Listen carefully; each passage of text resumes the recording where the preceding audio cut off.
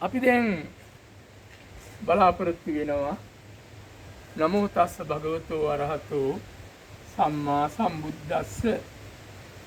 මේ භාග්‍යවත් සම්මා සම්බුදුරජාණන් වහන්සේට මාගේ নমස්කාරය වේවා. එනිසා මේ පාලි පාඩමට කවුරුවත් මේ සබ්ස්ක්‍රයිබ් කළා මේවට මුදල් වෙන වැඩපිළිවෙලක් නෙවෙයි මම මේ YouTube එකේ කරන්නේ. මට සබස්ක්‍රයිබ් කරන්න අවශ්‍යතාවයක් නැහැ. ඉගෙන ගන්න මම මේ උගන්වන්නේ පාලි භාෂාව. මම සබස්ක්‍රයිබ් කරන ඉංග්‍රීසි channel එකක් වෙනම කරනවා. මට මේ බුද්ධ භාෂාව උගන්වලා මම වසර 40කට වැඩි අධ්‍යයනය කළ කුඩා කාලේ සිටම ඉගෙන ගත්තු මේ පාලි භාෂාව උගන්ලා මං සල්ලි හොයන්නේ. ඒ නිසා මේක හුදෙක් ගෞතම සාසනයේ තථාගත සාසනයේ දියුණුව සඳහාම තමයි මම මේ පාලි භාෂාව එලිපෙහෙලි කළ යන් දැනුමක් දෙන්න තීරණය කළේ. පාලි භාෂාව පිළිබඳ ඕනම වාක්‍යයක් ඕනම ව්‍යාකරණයක් අහගන්න අවශ්‍ය නම් මාව අමතන්න 076 111යි 52යි 56 076යි 111යි 52යි 56 අමතන්න. මම ඊළඟ පාඩමට යනවා. මේ බලන්න.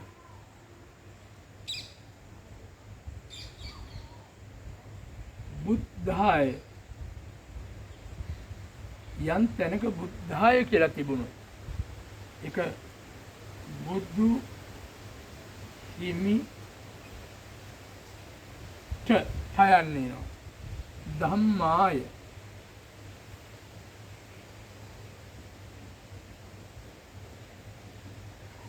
ධර්මයට අපි සංඝාය වෙනවා.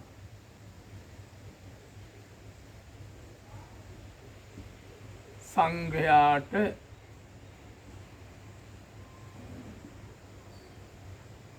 අපි මිත්‍රාය වෙනවා.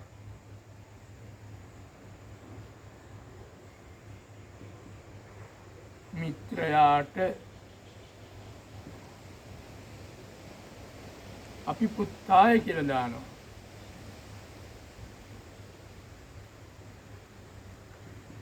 පුත්‍රයාට අපි කස්සකාය කියලා දානවා.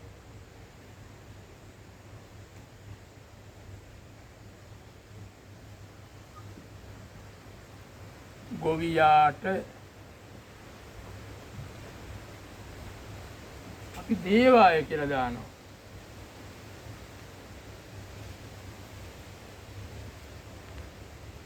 දේවාය දෙවියාට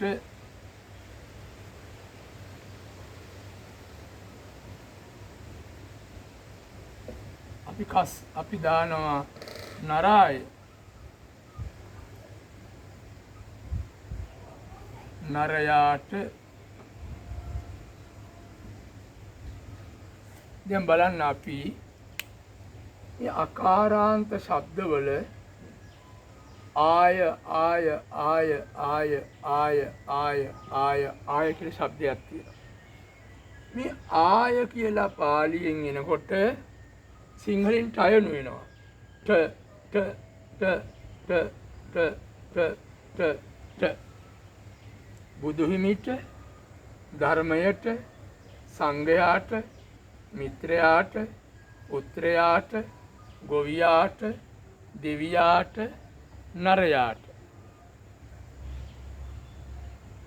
දැන් බලන්න බුද්ධාය බුදු හිමිට ධම්මාය ධර්මයට සංඝාය සංඝයාට මිත්තාය මිත්‍රයාට පුත්තාය පුත්‍රයාට කස්සකාය ගොවියාට දේවාය දෙවියාට නරාය මිනිසාට. පාලි භාෂාවේ ආය වලින් යමක් අවසන් වෙනවා නම් අපි ඒක බලාපොරොත්තු වෙන්නේ හයන්. සමේ පාඩම අතරතුර මම මතක් කරනවා ලංකාවේ කිසිම කෙනෙක් මට මේ පාලි පාඩමට සබස්ක්‍රයිබ් කරන්න එපා. ඒකට හේතුව මම මේ පාලි බුද්ධ භාෂාව උගන්ලා තථාගතයන් වහන්සේගේ ධර්මයේ උගල්ලා මම සල්ලි හොයන්නේ නැහැ. මම සල්ලි හොයන්න ඉංග්‍රීසි පාඩමක් ආරම්භ කරලා තියෙනවා. ශ්‍රීපති ඉංග්‍රීසි ඇකඩමි කියලා. ඒකට මේ සබස්ක්‍රයිබ් කරන්න.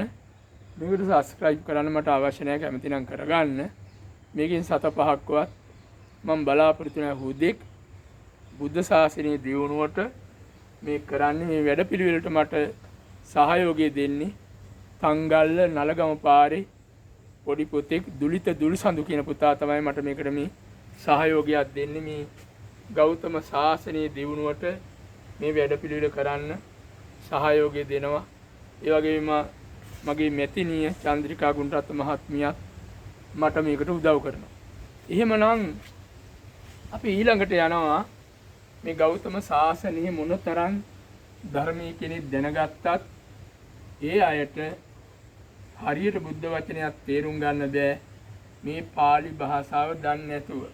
කවුරු මොනවා කතා කළත් මොන දේවල් කිව්වත් pāli භාෂාව දන්නේ නැති වුනහම ඒ අය යන තැන් වල පැටලෙනවා. යෝ නිරුත්තින්න ජානාති ජානාති පිටකත්යන් පදේ පදේ විකංකේය වනේ යන්ද ගජෝවිය.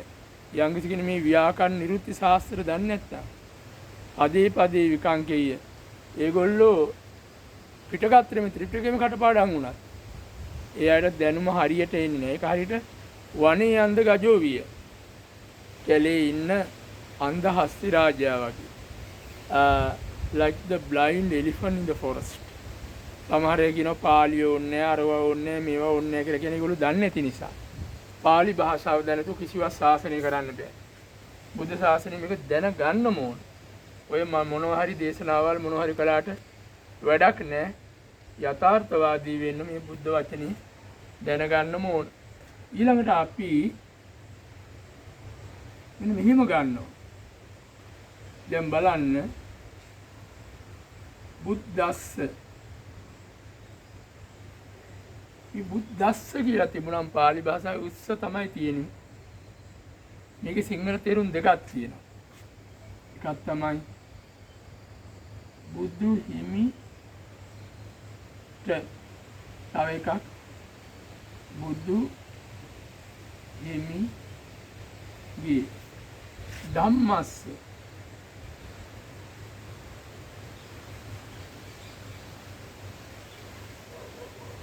ධර්මයට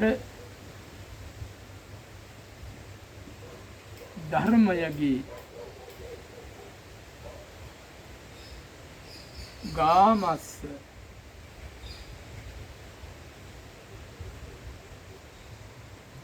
ගමට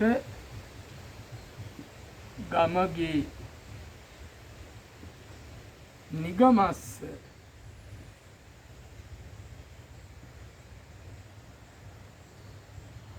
නියං ගමට නියං ගමගේ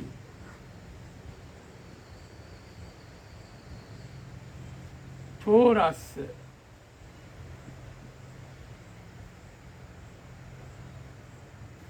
සොරාට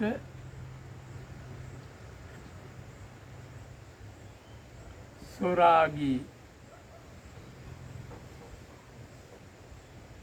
මෙන්න මේ විදියට යම් කිසි බුද්ධ වචනයක් භාග්‍යවතුන් වහන්සේගේ වචනයක් ත්‍රිපිටක ධර්මයේ උස්ස වලින් අවසන් වුණොත් උස්ස